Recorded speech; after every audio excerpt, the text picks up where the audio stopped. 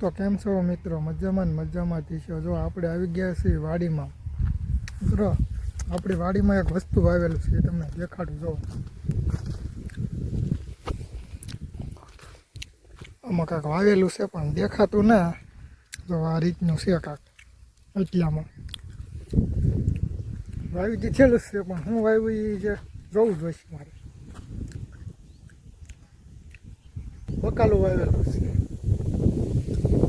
હા, આમાં પછી બકાલું જ વાવેલું છે. આમાં ગુવાર સોળી એ બધું રીતે વાવેલું છે. જોવા દેખાય ને આ રીતનું.